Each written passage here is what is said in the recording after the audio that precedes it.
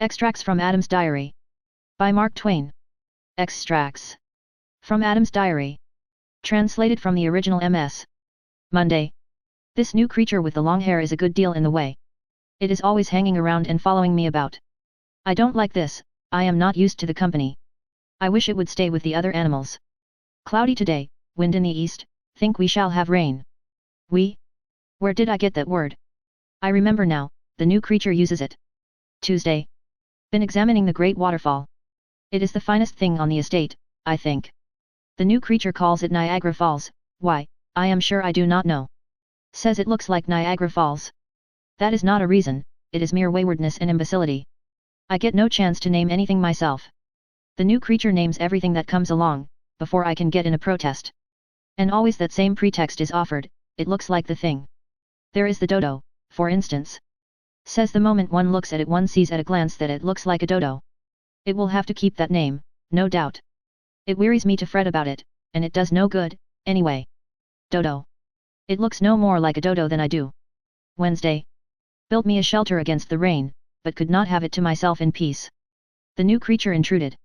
When I tried to put it out it shed water out of the holes it looks with, and wiped it away with the back of its paws, and made a noise such as some of the other animals make when they are in distress. I wish it would not talk, it is always talking.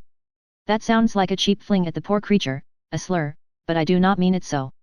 I have never heard the human voice before, and any new and strange sound intruding itself here upon the solemn hush of these dreaming solitudes offends my ear and seems a false note. And this new sound is so close to me, it is right at my shoulder, right at my ear, first on one side and then on the other, and I am used only to sounds that are more or less distant from me. Friday.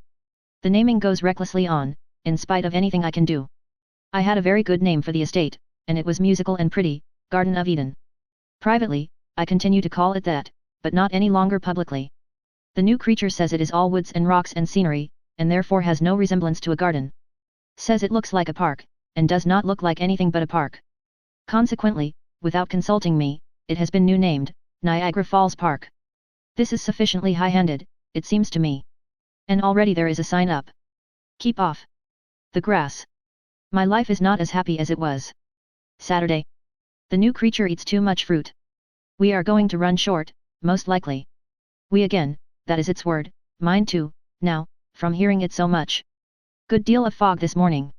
I do not go out in the fog myself. The new creature does. It goes out in all weathers, and stumps right in with its muddy feet. And talks. It used to be so pleasant and quiet here. Sunday. Pulled through. This day is getting to be more and more trying.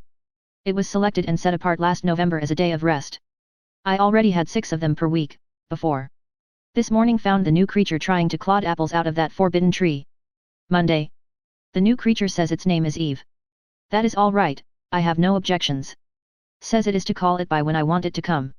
I said it was superfluous, then. The word evidently raised me in its respect, and indeed it is a large, good word, and will bear repetition. It says it is not an it, it is a she. This is probably doubtful, yet it is all one to me, what she is were nothing to me if she would but go by herself and not talk. Tuesday. She has littered the whole estate with execrable names and offensive signs. This way to the whirlpool. This way to Goat Island. Cave of the Wines this way. She says this park would make a tidy summer resort, if there was any custom for it. Summer resort, another invention of hers, just words, without meaning. What is a summer resort? But it is best not to ask her, she has such a rage for explaining. Friday. She has taken to beseeching me to stop going over the falls. What harm does it do? Says it makes her shudder. I wonder why. I have always done it, always liked the plunge, and the excitement, and the coolness. I supposed it was what the falls were for. They have no other use that I can see, and they must have been made for something. She says they were only made for scenery, like the rhinoceros and the mastodon. I went over the falls in a barrel, not satisfactory to her. Went over in a tub, still not satisfactory. Swam the whirlpool and the rapids in a fig leaf suit. It got much damaged. Hence, tedious complaints about my extravagance. I am too much hampered here. What I need is change of scene. Saturday.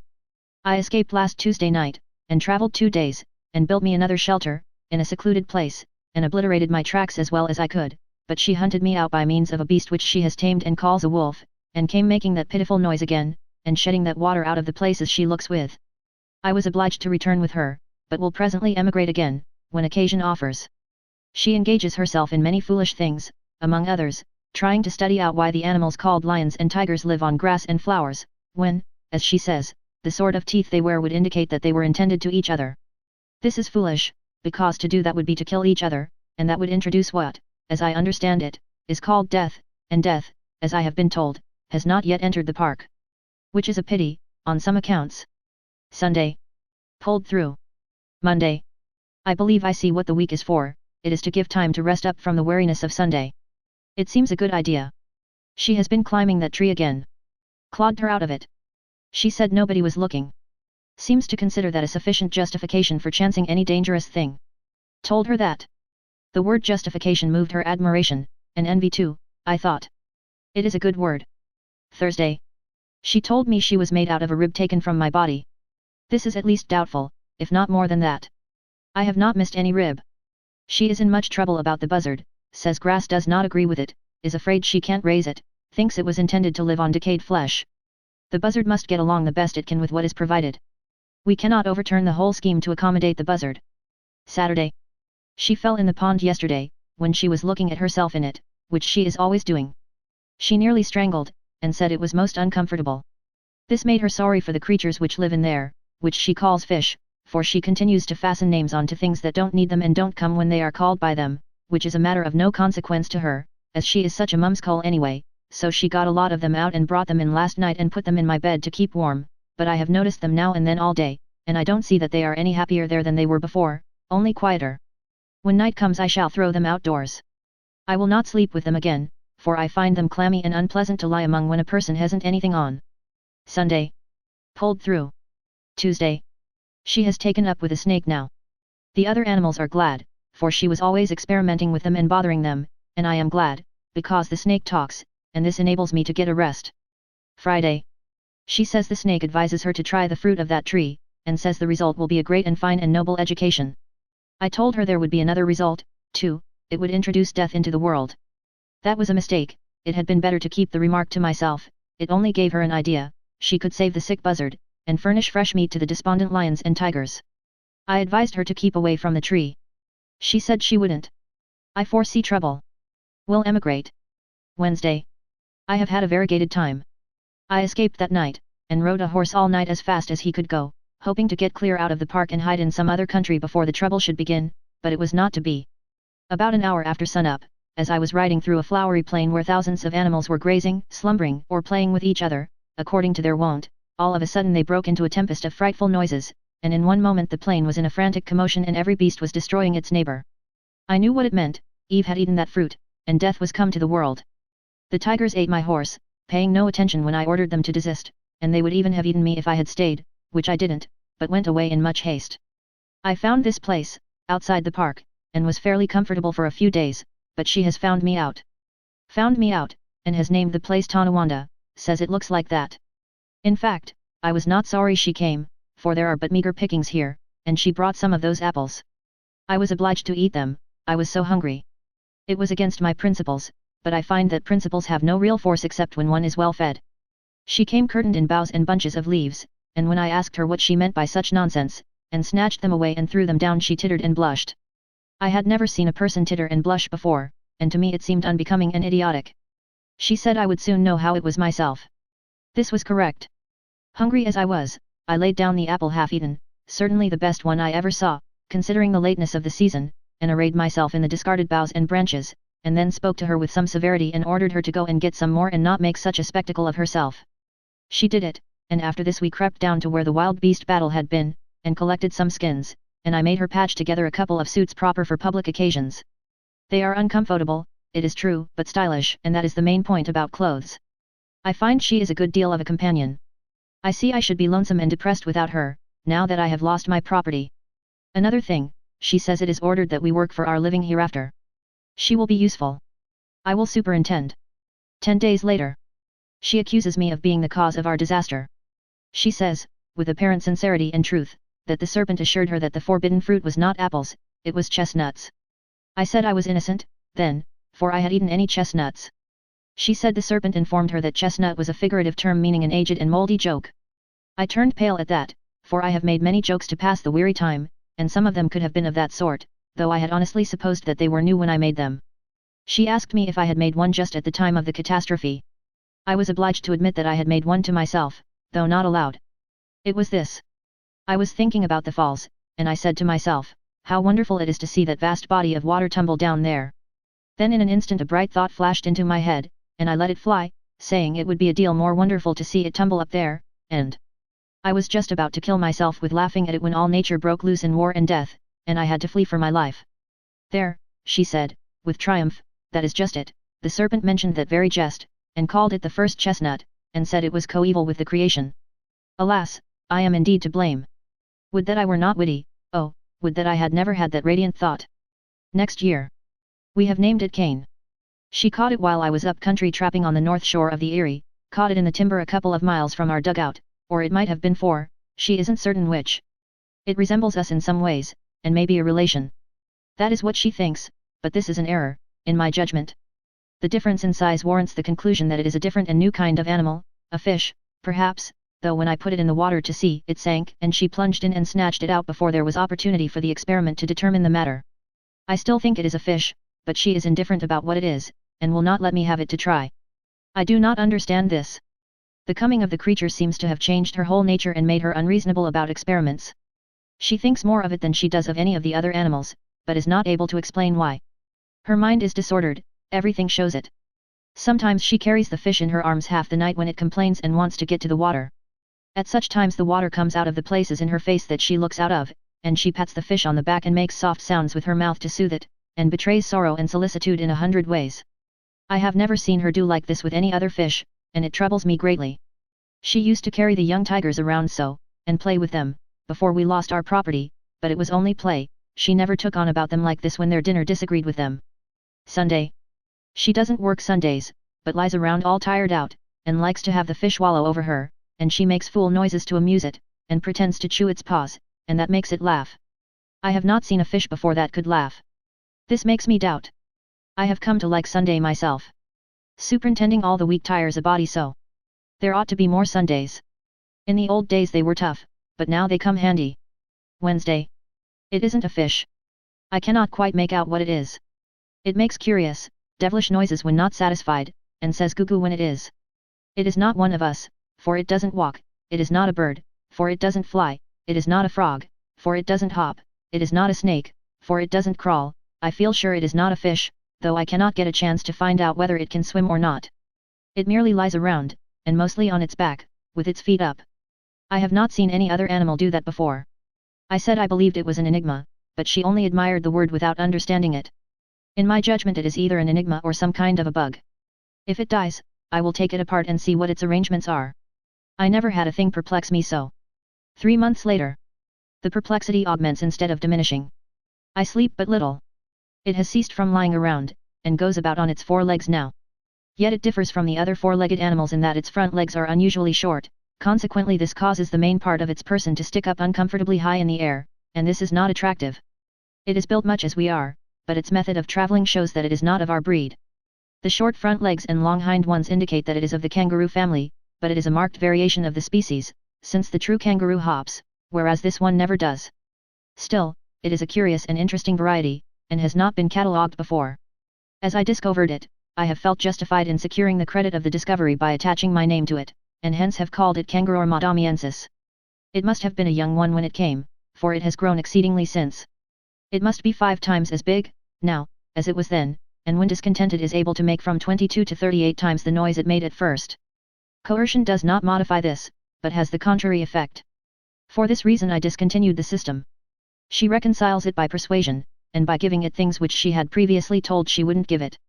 As already observed, I was not at home when it first came, and she told me she found it in the woods. It seems odd that it should be the only one, yet it must be so, for I have worn myself out these many weeks trying to find another one to add to my collection, and for this one to play with, for surely then it would be quieter, and we could tame it more easily. But I find none, nor any vestige of any, and strangest of all, no tracks. It has to live on the ground, it cannot help itself, therefore, how does it get about without leaving a track? I have set a dozen traps, but they do no good. I catch all small animals except that one, animals that merely go into the trap out of curiosity, I think, to see what the milk there is for. They never drink it. 3 months later. The kangaroo still continues to grow, which is very strange and perplexing. I never knew one to be so long getting its growth. It has fur on its head now, not like a kangaroo fur, but exactly like our hair, except that it is much finer and softer, and instead of being black is red. I am like to lose my mind over the capricious and harassing developments of this unclassifiable zoological freak. If I could catch another one, but that is hopeless, this is plain. But I caught a true kangaroo and brought it in, thinking that this one, being lonesome, would rather have that for company than have no kin at all, or any animal it could feel a nearness to or get sympathy from in its forlorn condition here among strangers who do not know its ways or habits, or what to do to make it feel that it is among friends. But it was a mistake. It went into such fits at the sight of the kangaroo that I was convinced it had never seen one before. I pity the poor noisy little animal, but there is nothing I can do to make it happy. If I could tame it, but that is out of the question, the more I try, the worse I seem to make it.